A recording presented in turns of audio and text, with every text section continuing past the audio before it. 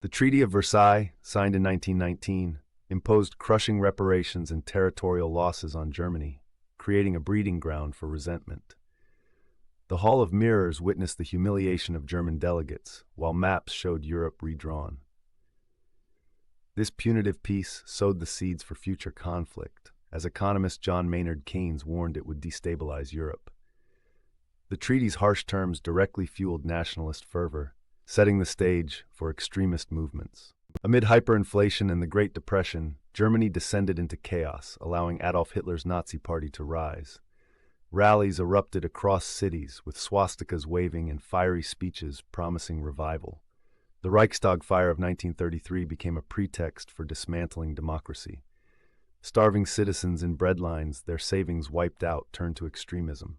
By 1933, Hitler was appointed chancellor, marking the end of Weimar democracy and the dawn of dictatorship.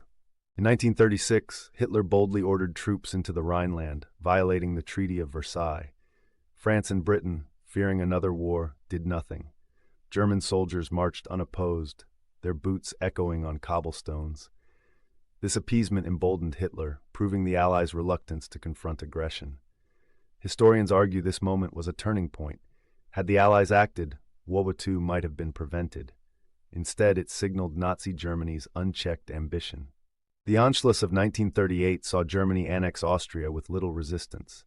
Nazi flags draped Vienna's streets as crowds cheered Hitler's arrival. At the Hofburg Palace, he declared the union of German peoples, while dissenters were silenced. The West again stood by, despite Austria's strategic importance.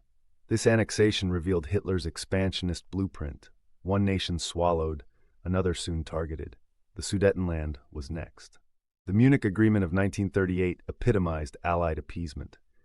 Britain's Chamberlain, waving his Peace for Our Time paper, conceded the Sudetenland to Hitler without Czechoslovak input.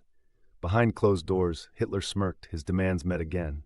The Czechs, betrayed, watched as their defenses were dismantled. This short-lived peace only delayed war, proving Hitler's promises worthless. By March 1939, Germany occupied all of Czechoslovakia. In March 1939, Hitler shattered the Munich Agreement by invading Czechoslovakia. German tanks rolled into Prague as civilians wept. The swastika flew over Prague Castle, marking the end of Czech sovereignty. This blatant aggression finally woke the Allies. Britain and France guaranteed Poland's security. But the damage was done. Hitler saw their earlier inaction as weakness, and war became inevitable. The Nazi-Soviet Pact of August 1939 stunned the world. Ribbentrop and Stalin secretly agreed to divide Eastern Europe, isolating Poland. Shaking hands in Moscow, they enabled Hitler's next move, invasion without Soviet interference. This cynical alliance bought Stalin time but doomed Poland. Historians debate whether Stalin was naive or pragmatic, but the pact ensured War II's outbreak was just weeks away. On September 1, 1939, Germany launched its blitzkrieg on Poland. Stuka dive bombers screeched overhead while panzers outmaneuvered horse-mounted Polish troops. Warsaw burned as civilians fled. This was modern warfare, brutal, fast, and merciless. Though Britain and France declared war 2 days later, Poland fell within weeks. The official start of II marked the culmination of years of unchecked aggression. On September 3, 1939, Britain and France finally declared war on Germany. Chamberlain's radio broadcast echoed in homes, his voice heavy with regret. Mobilization began, but it was too late. Poland was already crumbling. Citizens listened in silence, realizing the cost of appeasement. The declarations were a moral stand, yet militarily ineffective. World War II was now a global reality, rooted in decades of miscalculations. World War II didn't begin in 1939. It was the climax of failures since 1919. Versailles' vindictiveness, economic chaos, and Allied appeasement all fed Hitler's rise.